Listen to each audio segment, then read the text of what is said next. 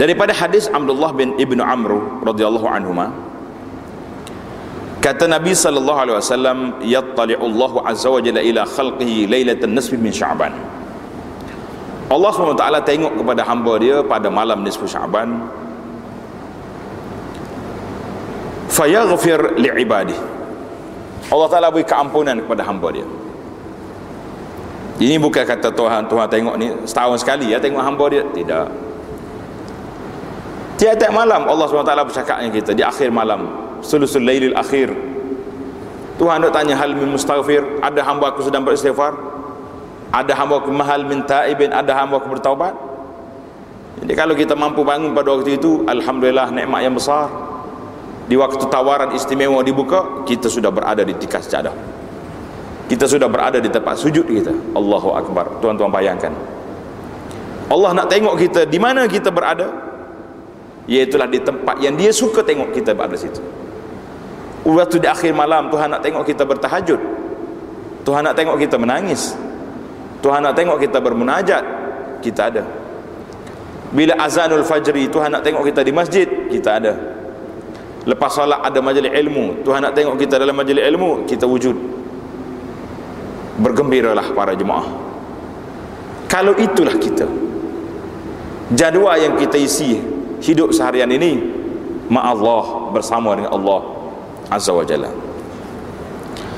Jadi pada hadis ini, fayaghfir li'ibadihi atau yaghfir li jami'i khalqihi, maka diampun pada hamba-hamba dia, illa li musyrikin au musyahin, kecuali dua kumpulan manusia yang tidak diampunkan, wal iyaz billah. Yang pertama, musyrik, iaitulah orang yang kafir. Orang kafir bukan tempat dia untuk dapat keampunan. Selagi dia tak buka pintu, selagi dia tak masuk Islam, maka la hazzalahu, tidak ada bahagian baginya dalam isu ni. Wal iyaz billah, itu orang kafir. Mungkin jauh dengan kita, tapi yang dekat dengan kitanya, au musyahin, atau orang yang berkelahi. Ini dekat ke jauh ni? Dekat. Dekat dengan kita tajuk ni. Nabi kata tidak diangkat, tidak diberi keampunan pada malam tersebut orang yang musyahin, ai lahu al-adawah, orang yang ada permusuhan di antara dia dengan sahabatnya. Karena itulah motivasi ini besar. Kita jadikan Sya'ban ini bulan islahul qulub, bulan mendamaikan hati. Hari ini tuan-tuan boleh senaraikan, berapa hari lagi aku nak sampai Ramadan. Jangan sampai doa kita tertahan kerana musyahin, kerana masih lagi ada permusuhan di antara kita dengan kawan kita. Apalagi kalau permusuhan itu bukan dengan kawan, tapi dengan keluarga, anak beranak sendiri. Wow, lagi besar. Aku lama dah ni tak tegur dengan abang sendiri berkelahi, tak tegur dengan adik, tak tegur dengan yang paling dasar kali, tak tegur dengan mak dia. Oh, aku marah dengan mak sebab tak bagi tanah ke aku, bagi ke orang lain. Saya ni hampir hari-hari ada soalan yang formatnya sama. Tolonglah ustaz nasihat macam mana mak saya ni tak bagi sama duit, tak bagi sama harta. Orang tu dapat tanah, ini dapat rumah, saya tak dapat. Allahu Akbar. Musyahid duk kelahi sama kita. Kelahi dengan keluarga paling dekat, itu lagi dahsyat. Kelahi dengan kawan-kawan, dahsyat. Kelahi dengan habis. Kadang-kadang ini cerita realiti yang berlaku. Saya bukan di masjid ni, jangan duk tengok kiri kanan. Cerita beberapa orang pakcik ahli masjid, committed dengan masjid, ada sendiri sah depan, tapi tak bertegur siapa mu aku, sebab berebut sejadah dia nak duduk belakang imam, berebut nak belakang imam, tak dapat tempat tu, masa muka dengan kawan. Oh, dia ni ambil tempat aku. Mari masjid, orang parking kereta kita, tempat dia duduk. Bukanlah parking tempat penceramah tu, tempat-tempat hak lain biasa tu lah kan. Parking kereta, ni tempat saya hari-hari dah ni, dah 3 tahun dah parking. Allahu Akbar. tak ada tasamuh. Mungkin tempat salah, tempat tak selipar pun kelahi. Itu di masjid. Maka bagaimana kita nak selesaikan isu yang besar ini?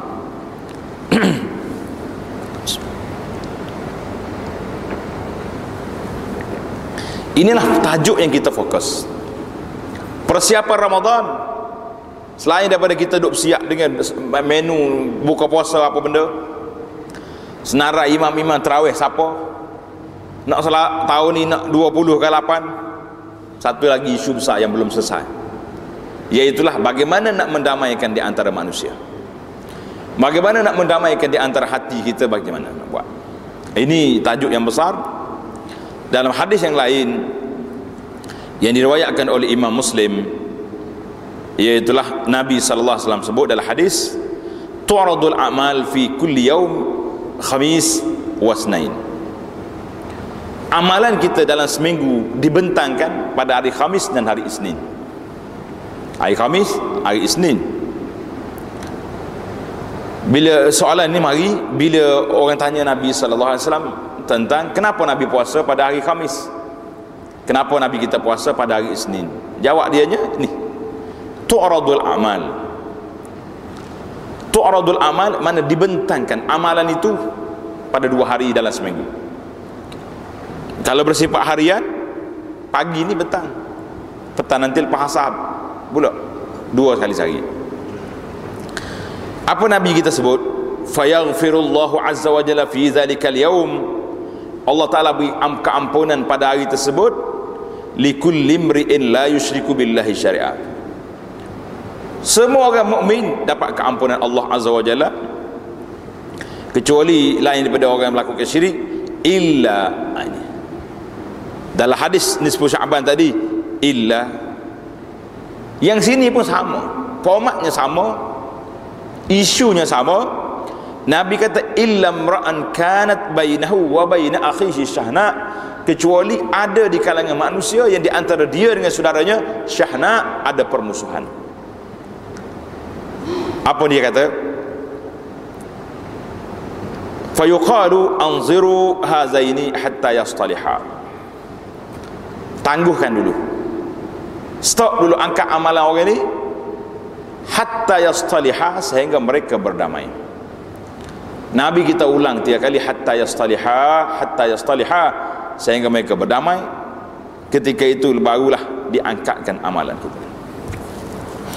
Karena itulah muslimin dan muslimat para jemaah, secara realiti, secara hakikinya, bagaimana keadaan kita? Sudah ready? Belum? Orang duk sibuk malam nisfu Sya'ban. Boleh ke tidak ustaz? Masjid ni anjur baca Yasin 3 kali, baca hal ni, baca ni. Kata kita 3 kali ya. Kebetulan malam nisfu Sya'ban tu anak ada di Jakarta. Kita buat program di satu tempat, sebelah kita tu masjid, pukul 10 malam duk baca lagi Yasin. Tanya kawan-kawan kita, dia kata apa ni? Oh, dia kata di sini 7 kali bukan 3. Hebat dia lagi, 7 kali Yasin. Tak lepas nak akak dah 7 kali. Kata apa? Orang lain 3 saja. Oh, itu 3 tu untuk diri kita kan. Tak tahu orang baca Yasin tahu. Nombor 1 apa dia? Minta selamat kan, murah rezeki, tolak bala. Tambah lagi 4 lagi. Doa kepada Syekh pula. Yasin untuk Syekh Abdul Qadir Jalani. Yasin habis. Yasin untuk ayah pula, untuk mak pula. 7 kali dia kata. Patut lama pun kan. Baru puas hati nak baca. Biarlah, kita tak usah timbul tajuk ni. Cerita lepas-lepas dah. Kalau cari dalil dalam hadis Nabi suruh buat pun memang tak jumpa. Tetapi hak jumpanya ni, la yughfar, tidak diampun orang yang ada dalam hatinya syahna, ada permusuhan.